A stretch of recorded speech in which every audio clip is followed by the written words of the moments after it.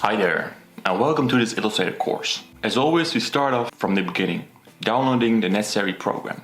In this case, Adobe Illustrator. Open your favorite browser and search for Adobe Illustrator. One of the first options should be from adobe.com. Click on it and you should see this page.